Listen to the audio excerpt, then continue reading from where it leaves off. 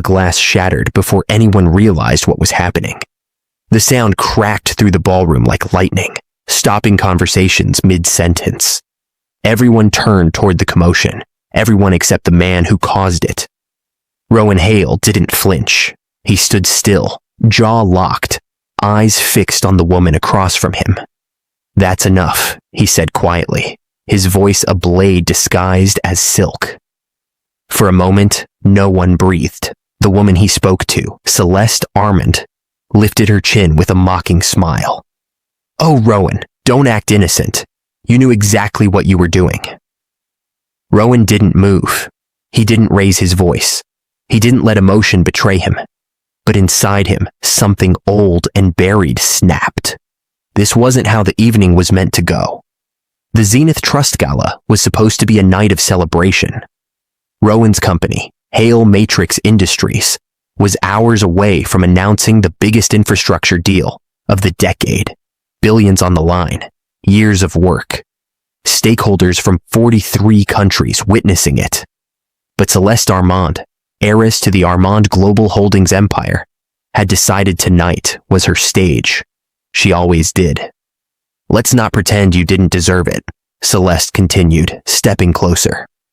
"You parade around like you're untouchable. A man from nowhere who thinks he belongs with the elite. Come on, someone had to remind you of your place." Rowan's fingers curled at his sides. He wanted to tell her she was wrong. He wanted to tell her that she didn't know anything about him. But he knew better. Celeste thrived on emotional reactions. Humiliation was her language. A server hurried over to clean the broken glass, scattered around Rowan's shoes. Celeste watched with satisfaction, arms crossed, as if she'd orchestrated a public execution. "Celeste," Rowan said calmly, "walk away." She laughed, loud, purposefully loud. Heads swiveled, phone cameras lifted. Even the band's music faltered into an uneasy silence. "Walk away," she repeated. "After what you did to my family. After you embarrassed my father in front of the board. You think I'm going to let that slide?" "You know why the board rejected that proposal," Rowan replied. "Your father hid information, and it violated our compliance agreement. I didn't embarrass him. He embarrassed himself." Celeste took another step, invading his space. "No one embarrasses an Armand. No one." Her breath smelled faintly of champagne, and her voice sharpened with intoxicated confidence. Rowan scanned the crowd. Investors, diplomats, government officials, everyone watching. He could practically feel the news headlines writing themselves. Celeste smirked as if she'd already won. "You're finished, Rowan," she said. "When I'm done with you, you won't have a single ally left in this room, or outside it." Rowan stayed still, silent, unmoved, but something in him began calculating.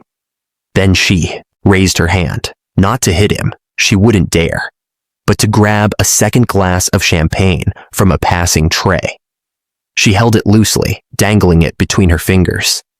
"You know," she said, "I've always wondered how a man like you keeps himself so clean. Let's test your composure, shall we?" The crowd tensed. Before she could lift the glass, Rowan reached out, not forcefully, not angrily, but with precise calm, and gently lowered her wrist. "Don't," he said. "Oh, I'll do more than that," she whispered. "You're going to regret ever thinking you could challenge my family." She jerked her wrist free, champagne sloshing dangerously near the rim. Rowan stepped back just in time as a few drops splattered onto the marble floor. That was enough. Not the drops, not the near miss. It was the intention, the performance, the entitlement, the belief that she could destroy him in front of the world and walk away untouched. Rowan pulled out his phone. The shift in the room was immediate. Celeste's arrogant curiosity flickered with uncertainty. "What do you think you're doing?" she asked. Rowan didn't answer. He tapped one contact. A private, encrypted line. It rang once. "Activate Clause 47, Rowan said. "Effective immediately." Even Celeste froze. You wouldn't, she breathed. But Rowan already ended the call. Clause 47 was the nuclear option, the absolute last resort.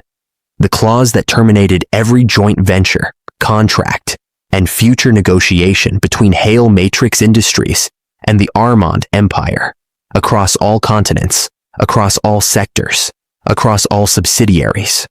A financial bloodbath disguised in legal language. The music stopped. Conversations died completely. Everyone waited for someone else to speak first. Celeste's voice trembled with disbelief. You can't do that. Rowan's eyes met hers, calm, steady, final. I just did. Her face drained, her bravado shattered, her lips parted, but nothing came out. For the first time that night, she didn't know what to say.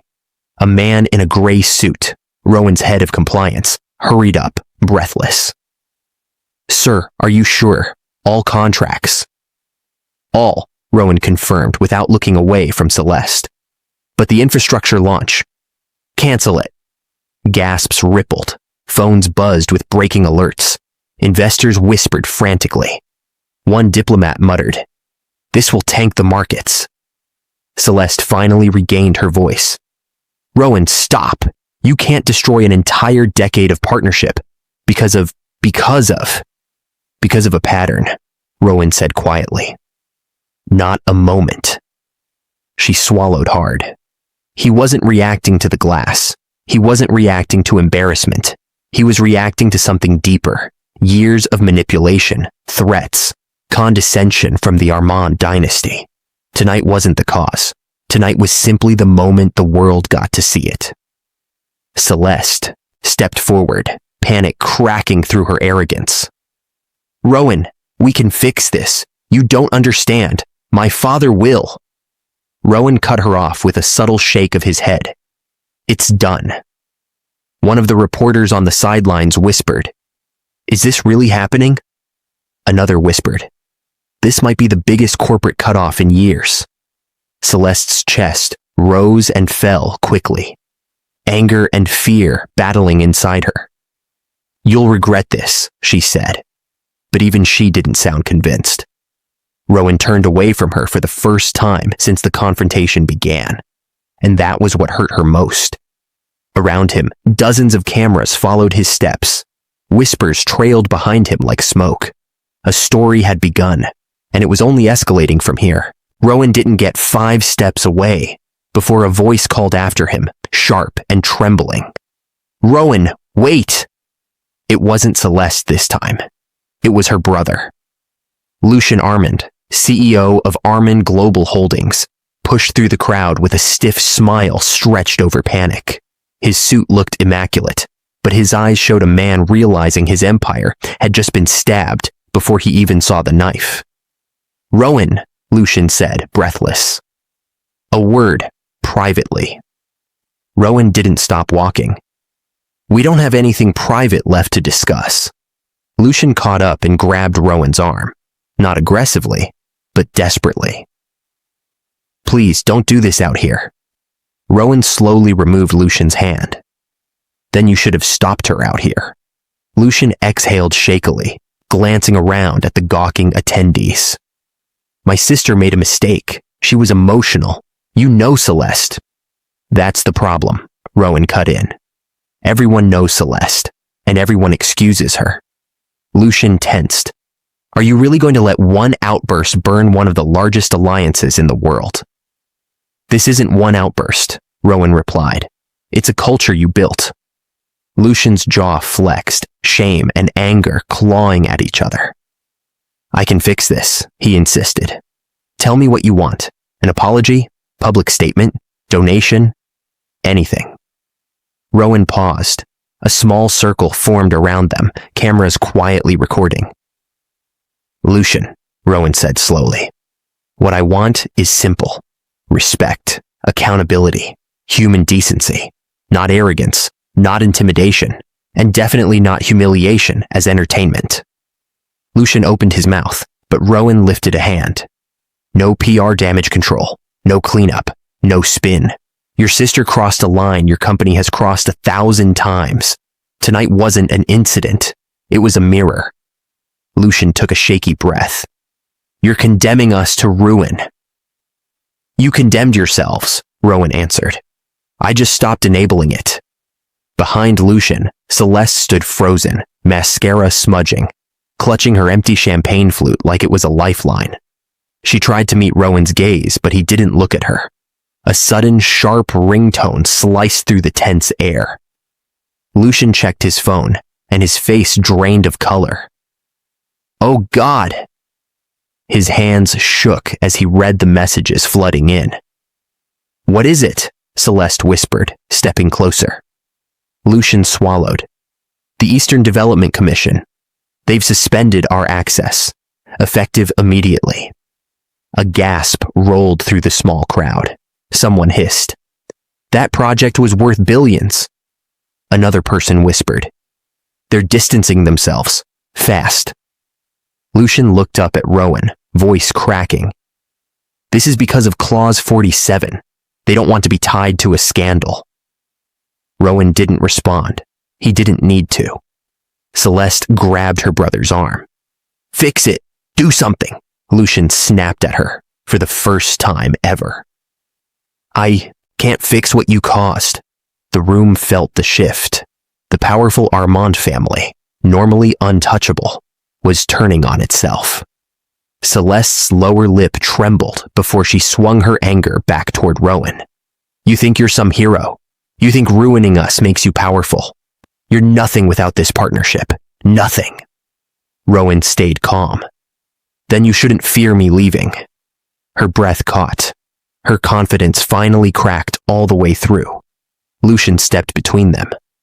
Rowan, please, let's talk in private before this escalates further. This is the least escalated it's been in years, Rowan replied, voice flat. Before Lucian could argue again, another notification sound chimed. This time from half the phones in the room. A wave of murmurs began spreading like wildfire. What is it now? Celeste whispered, voice thin. Someone near the front said, the markets, they're reacting already. Another said, Armand Global just dropped 7% in pre-market. A third voice, no, 9. Lucian's knees nearly buckled. It hasn't even been 20 minutes. Rowan's compliance director stepped beside him. Sir, we need your confirmation on the full divestment package. It's moving rapidly. Proceed, Rowan said. Celeste flinched as if he'd physically struck her. Rowan, please, Lucian begged. Give us a chance to correct the narrative. There is no narrative, Rowan said. Just consequences. Celeste's breathing turned erratic. You think people will side with you? You think they'll believe you're innocent in this? You're destroying thousands of jobs, millions even. They'll blame you. They'll see the truth, Rowan replied calmly. Because I'm not hiding it. Celeste stepped back, shaking her head. This can't be happening. Lucian pressed a hand to his forehead. We need to leave before this becomes a spectacle. It's already a spectacle, Rowan said. For a moment, silence. Heavy. Waiting. Then Rowan turned toward the small staircase at the center of the ballroom. One of the journalists whispered, Is he going to speak? Everyone began moving toward the stage, phones raised, breaths held. Celeste grabbed Lucian's hand, gripping it so tightly her knuckles turned white. He's going to destroy us, Lucian whispered back, broken. He already has. Rowan reached the first step. Someone near the recording crew muttered.